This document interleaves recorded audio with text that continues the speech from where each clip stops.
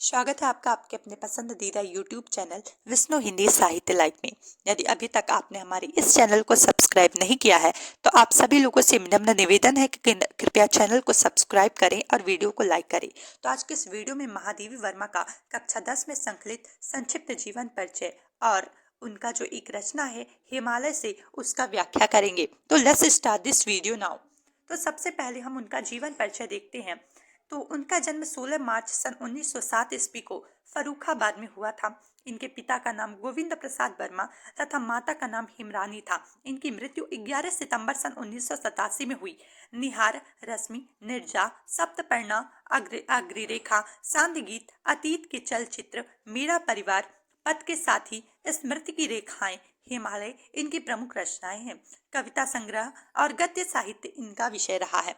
तो अब आइए पाठ्यपुस्तक में संकलित जो पद्य है उसका व्याख्या करते हैं। तो हे चीर महान, यह स्वर्ण रश्मि छुश्वेत भाल, बरसा जाती रंगीन हास, सीली बनता है इंद्रधनुष, परिमल मल जाता बतास, पर रागहीन तो हिम निधान। अब आइए इस पद्यांश की व्याख्या देख लेते हैं कि इस पद्यांश की व्याख्या किस तरीके से होगी। तो हिमालय की महानता का वर्णन करते हुए कवित्री महादेवी जी कहती हैं कि हे हिमालय, तुम चिरकाल से अपने गौरव एवं महानता को बनाए हुए हो। तुम्हारे श्वेत बर्फ से ढके हुए शिखरों पर जब सूर्य की सुनहरी किरणें पड़ती है तब ऐसा मालूम होता है या ऐसा प्रतीत होता है जैसे चारों ओर तुम्हारी रंगीन हंसी बिखर पड़ी हो।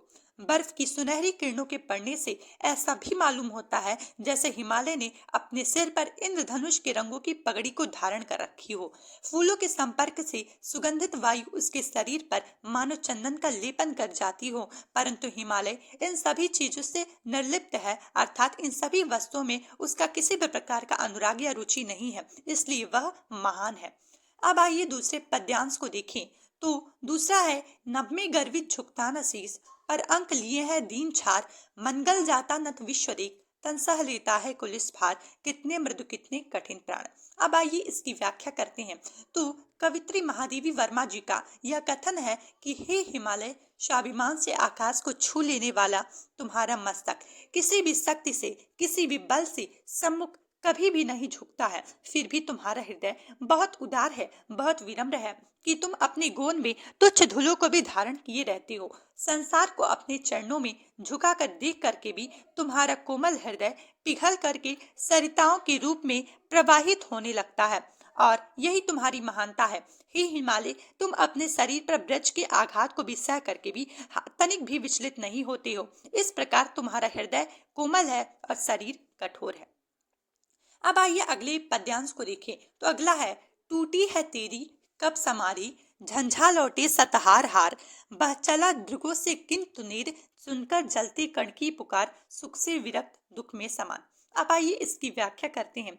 तो महादेवी वर्मा जी ने हिमालय को एक समाधिस्थ योगी के रूप में देखा है। वह उन्हें एक समाधि में लीन योगी के रूप में देख रही हैं और वे उससे कहती हैं, हे हिमालय, सैकड़ों आंधी तूफान तुझसे टकराते हैं और तुम्हारी दृढ़ता के सम्मुख हार मानकर लौट जाते हैं, किंतु तुम अविचल भाव से समाधि में लीन रहते हो। इतनी बड़ी सहन शक्ति और दृढ़ता होने के बावजूद भी तुम तुच्छ धूल के कणों को भी करुण पुकार सुन करके तुम्हारी आंखों में करुणा के आंसू जल धारा बन करके बहने लगते हैं।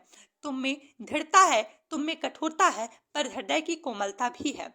तुम्हारी सुख भोगने में आसक्ति नहीं है, तुम सुख और दुख में एक समान रहते हो। यह समत्व की भावना तुम्हारी उच्चता की द्योतक है।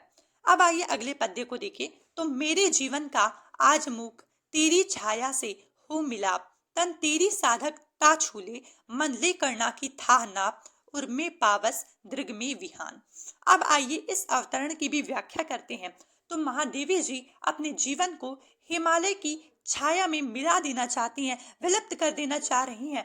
तात्पर्य यह है कि वे हिमालय के सद्गुणों को अपने आचरण में उतारना चाह रही हैं। वे चाहती हैं कि जो हिमालय के गुण हैं वे मेरे आचरण में आए। इसलिए वे हिमालय से ये कहती हैं कि मेरी कामना है कि मेरा शरीर भी तुम्हारी तरह कठोर साधना शक्ति से परिपूर्ण हो जाए, तुम्हारी तरह मेरे अंदर भी साधना करने की शक्ति आ जाए और हृदय में तुम्हारे जैसी करुणा का सागर भर जाए।